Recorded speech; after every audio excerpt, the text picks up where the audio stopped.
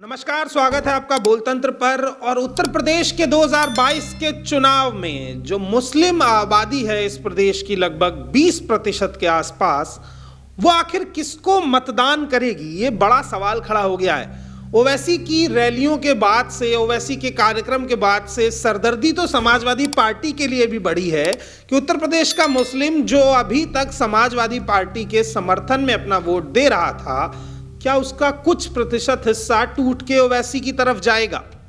कहीं ना कहीं ओवैसी इस पूरे देश में मुस्लिमों के नेतृत्व करने वाले नेता के तौर पर स्वीकारे जाते हैं। लेकिन 2022 के चुनाव में अगर उत्तर प्रदेश का मुसलमान किसी हद तक टूटकर 50% वोट भी ओवैसी को देता है, तो अखिलेश की सरकार बनाने के लिए एक बड़ा प्रश्न चिन्ह खड़ा हो जाएगा। खैर, राहुल गांधी का हिंदुत्व वाला बयान जो आपने कल सुना, उसके बाद ओवैसी के उस पर प्रहार को भी आपने सुना। राहुल गांधी ने कहा कि हिंदुओं का देश है, हिंदुत्ववादियों का नहीं। तो वहीं दूसरी तरफ ओवैसी ने कहा कि ये क्या सिर्फ हिंदुओं का देश है। राहुल गांधी के इस बयान पर उनका पलटवार भी आया। तो कहीं ना कहीं कांग्रेस को मुस्लिम वोट मिलने की जो थोड़ी बहुत गुंजाइश बची थी, वो भी धीरे धीरे खत्म होती जा रही है। जिस सॉफ्ट हिंदुत्व पर भारतीय जनता पार्टी ने काम करते करते उसे हार्डकोर हिंदुत्व में तब्दील किया, उसी सॉफ्ट हिंदुत्व का फायदा अब आम आदमी पार्टी भी उठा रही है। और इस देश की मजबूरी देखिए कि उससे ना लड़ पाने की वजह से आज कांग्रेस भी उसी सॉफ्ट हिंदुत्व की गोद में जाकर के खड़ी हो गई है।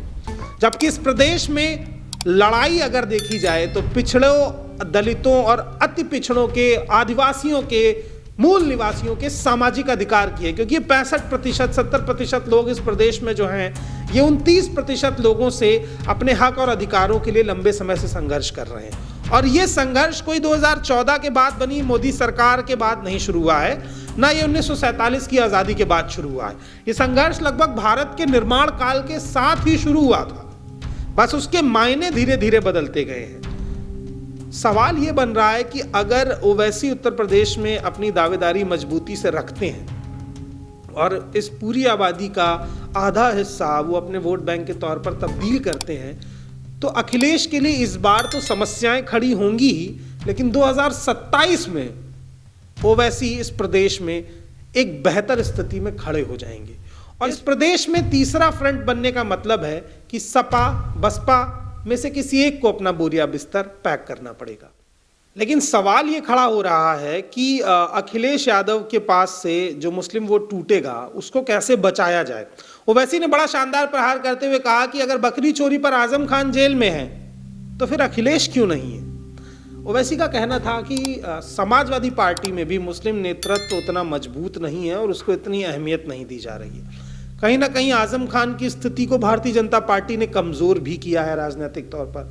लेकिन अगर इस बार के चुनाव में आजम खान फ्रंट पर आकर लड़ते हैं और जैसे वो विवादित बयान देते रहे हैं वैसा कोई बयान फिर से देते हैं, तो ये पूरा मुस्लिम वोटर जो अभी ओवैसी के पक्ष में झुकता दिख रहा है, इसका यू टर्न फिर से समाजवादी पक्ष में आ जाएगा।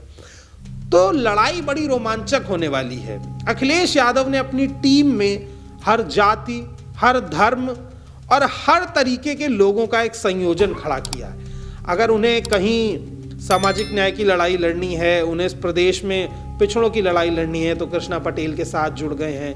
राजभर समाज के साथ ओम प्रकाश राजभर को उन्होंने रखा हुआ है, उनके साथ मजबूती से हैं। इधर सुमैया राणा भी हैं और आजम खान भी हैं, तो मुस्लिम दावेदारी भी मजबूती से रखी जा रही है।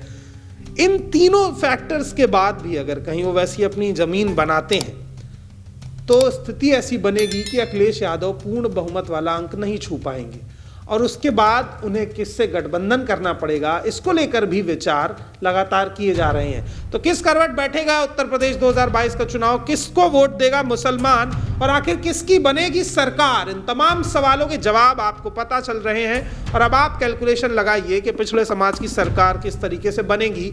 तब तक के लिए बाकी अपडेट्स के लिए बोलतंत्र को देखते रहिए, चैनल को सब्सक्राइब कीजिए, फेसबुक पर देख रहे हैं तो लाइक कर दीजिए, अपने बाकी दोस्तों को शेयर कीजिए, क्योंकि अगर आप ये खबरें औरों तक नहीं पहुंचाएंगे तो फिर सामाजिक न्याय की लड़ाई और गोदी मीडिया के खिलाफ हमारी इस लड़ाई को मजबूती कैसे मिलेगी। धन्यवाद।